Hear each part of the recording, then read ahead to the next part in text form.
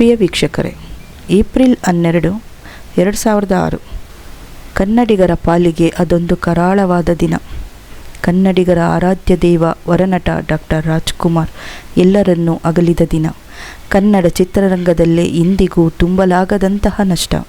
ಇತಿಹಾಸ ಮರಳಿಸಿದರು ಎಂದೆಂದಿಗೂ ಡಾಕ್ಟರ್ ರಾಜ್ಕುಮಾರ್ ಅಂತಹ ನಟ ಬರಲಾರ. ಕನ್ನಡಿಗರು ಡಾಕ್ಟರ್ ರಾಜ್ಕುಮಾರ್ ಅವರನ್ನು ಚಿತ್ರದಲ್ಲೇ ಅವರು ಸಾಯುವುದನ್ನು ಒಪ್ಪುತ್ತಿರಲಿಲ್ಲ. ಚಿತ್ರದಲ್ಲಿ ಡಾಕ್ಟರ್ ರಾಜ್ಕುಮಾರ್ ಸಾಯುತ್ತಾರೆಂದರೆ ಅದನ್ನು ನೋಡಿ ತಮ್ಮ ಕಣ್ಣುಗಳನ್ನು ಒದ್ದೆ ಮಾಡಿಕೊಂಡು ಚಿತ್ರಮಂದಿರದಿಂದ ಹೊರಗೆ ಬರುತ್ತಿದ್ದರು. ಇನ್ನು ನಿಜವಾಗಿಯೂ ಅವರು ಇಹಲೋಕವನ್ನು ತ್ಯಜಿಸಿದಾಗ ಇಂದಿಗೂ ಕನ್ನಡಿಗರ ಪಾಲಿಗೆ ಅದನ್ನು ಒಪ್ಪಲು ಆಗುತ್ತಿಲ್ಲ. ಅವರು ನಟಿಸಿ ಸಾವನ್ನಪ್ಪಿದ ಚಿತ್ರಗಳು ಹಲವಾರು. ಉದಾಹರಣೆಗೆ ಕಸ್ತೂರಿ ನಿವಾಸ, ಹುಲಿ ಹಾಲಿನ ಮೇವು, ಸನಾದಿ ಅಪ್ಪಣ್ಣ, ಇನ್ನೂ ಇತರೆ ಚಿತ್ರಗಳು. ಡಾಕ್ಟರ್ ರಾಜ್ಕುಮಾರ್ ಅವರ ಚಿತ್ರದಲ್ಲಿ ಒಂದು ಸಂದೇಶ ಇರುತ್ತಿತ್ತು. ಮನೆ ಮಂದಿ ಎಲ್ಲ ಕೂತು ನೋಡುವಂತಹ ಚಿತ್ರವಾಗಿತ್ತು. ಅದರಿಂದ ತಮ್ಮ ಜೀವನದಲ್ಲಿ ಅಳವಡಿಸಿಕೊಳ್ಳುವುದು ಬಹಳಷ್ಟು ಇರುತ್ತಿತ್ತು. ಉದಾಹರಣೆಗೆ ಬಂಗಾರದ ಮನುಷ್ಯ.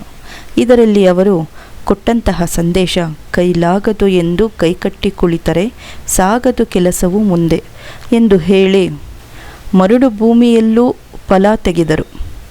ಮತ್ತೊಂದು ಉದಾಹರಣೆ ಕಸ್ತೂರಿ ನಿವಾಸ. ಇದರ ಸಾರಾಂಶವೇನೆಂದರೆ, ಯಾವತ್ತೂ ನಾವು ಯಾರ ಬಳಿಯೂ ಕೈ ಚಾಚಬಾರದು ಹಾಗೂ ನಮ್ಮ ಜೀವನದಲ್ಲಿ ಎಂಥ ವ್ಯಕ್ತಿಯೇ ಪ್ರವೇಶಿಸಿದರೂ ಅವರಿಂದ ಎಂದಿಗೂ ಶಾಂತಿ ದೊರೆಯುವುದಿಲ್ಲ.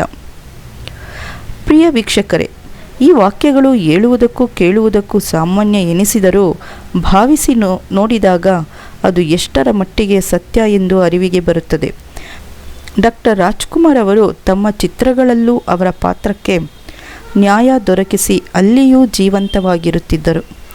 ಪರದೆಯ ಮೇಲೆ ಡಾಕ್ಟರ್ ರಾಜ್ಕುಮಾರ್ ಕಾಣಿಸಿಕೊಂಡ ಕೂಡಲೇ ಚಿಲ್ಲರೆ ಕಾಸನ್ನು ಪರದೆಯ ಮೇಲೆ ಎಸೆಯುತ್ತಿದ್ದರು ಹಾಗೂ ಕುಣಿದು ಕುಪ್ಪಳಿಸಿ ಡಾಕ್ಟರ್ ರಾಜ್ಕುಮಾರ್ ಅವನ್ನು ನೋಡಿದ ಕ್ಷಣವೇ ತಮ್ಮ ಜೀವನದ ಎಲ್ಲ ನೋವುಗಳನ್ನು ಮರೆತು ಬಿಡುತ್ತಿದ್ದರು.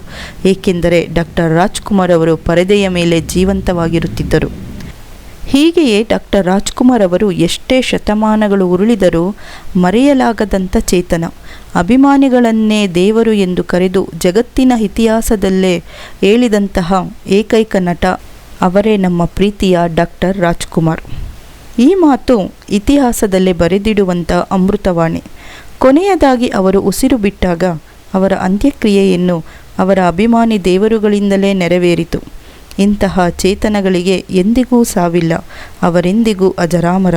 ಕನ್ನಡಿಗರ ಹೃದಯ ಸಿಂಹಾಸನದಲ್ಲಿ ಇಂದಿಗೂ ಎಂದೆಂದಿಗೂ ರಾರಾಜಿಸಿರುತ್ತಾರೆ. ಕಟ್ಟ ಕಡೆಯದಾಗಿ ಎಲ್ಲರಿಗೂ ಒಂದೇ ಅಭಿಲಾಷೆ, ಮತ್ತೆ ಮತ್ತೆ ಮತ್ತೆ ಡಾಕ್ಟರ್ ರಾಜ್ಕುಮಾರ್ ಹುಟ್ಟಿ ಬರಲಿ.